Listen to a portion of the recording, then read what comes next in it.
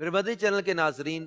ہمارے نبی آخر الزمان محمد مصطفیٰ صلی اللہ علیہ وآلہ وسلم کی زندگی ہر ایک کے لیے کامل نمونہ ہے۔ جو بھی جہاں بھی کامیابی چاہتا ہے، نبی کریم صلی اللہ علیہ وسلم کی زندگی بہترین نمونہ ہے۔ یاد رہے کہ عبادات، معاملات، اخلاقیات، سختیوں اور مشقتوں پر صبر کرنے میں اور نعمتوں پر اللہ پاک کا شکر ادا کرنے میں، الغرض زندگی کے ہر شعبے میں اور ہر پہلو کے اعتبار سے تاجدار رسالت صلی اللہ علیہ وآلہ وسلم کی مبارک زندگی اور سیرت میں ایک کامل نمونہ موجود ہے۔ لہذا ہر ایک کو اور بطور خاص مسلمانوں کو چاہیے کہ وہ اقوال میں، افعال میں، اخلاق میں اور اپنے دیگر احوال میں سید المرسلین، خاتم المرسلین صلی اللہ علیہ وآلہ وسلم کی مبارک سیرت پر عمل پیرا ہوں اور اپنی زندگی کے تمام معمولات میں اللہ کے آخری نبی صلی اللہ علیہ وآلہ وسلم کی پیروی کریں۔ مفتی احمد یار خان نعیمی رحمۃ اللہ تعالی علیہ نے اپنی کتاب شان حبیب الرحمن میں اس آیت پر بہت پیارا کلام فرمایا۔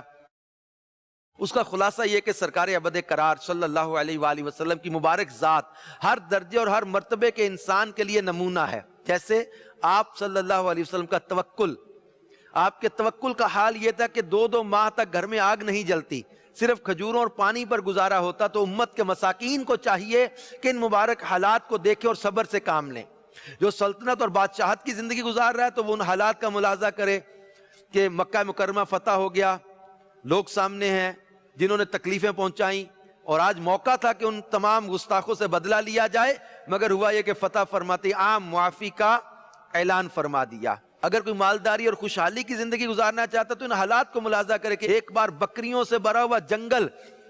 آپ کی ملکیت میں آیا، کسی نے عرض کی کہ آپ کو اللہ نے بہت مالدار بنا دیا، تو آپ نے فرمایا تو نے میری مالداری کیا دیکھی؟ عرض کس قدر بکریاں آپ کی ملکیت میں ہیں؟ ارشاد فرمایا جا ساری تجھے دی۔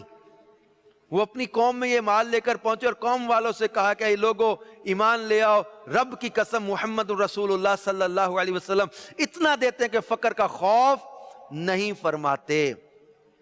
تو یہ واقعات ہمارے لیے بہترین نمونہ تو ہے نا، سخاوت کا، حلم کا، عفو درگزر کا، اچھے اخلاق کا، آپ کا کردار، آپ کا انداز، آپ کی محبت، آپ کی شفقت، آپ کی نرمی، بچوں پر آپ کا پیار، جانوروں تک کے حقوق آپ نے بیان کیے۔ تو یہ تمام تر چیزیں ہمارے لیے بہترین نمونہ بھی ہیں۔ ہم کامیابی چاہتے ہیں تو رسول پاک صلی اللہ علیہ وسلم کی پیروی کریں، خدا را ان دنیاوی جھنجٹوں سے نکلیں اور اپنے آپ کو گناہوں سے بچائیں، موسیقی سے بچائیں، بے حیائی سے بچائیں، شرابوں سے بچائیں، بدکاری سے بچائیں، اللہ اور اس کے رسول کی فرمانبرداری اختیار کریں کہ مرنا مرنا ہر کوئی آکھے تے اوڑک ایک دن مرنا، اور جس مرنے وچ سونا راضی اس مرنے تو کی ڈرنا۔ کامیاب وہ چلا گیا جو اللہ اور اس کے رسول کو راضی کر کے دنیا سے چلا گیا۔ اللہ پاک ہمیں عمل کی توفیق عطا فرمائے۔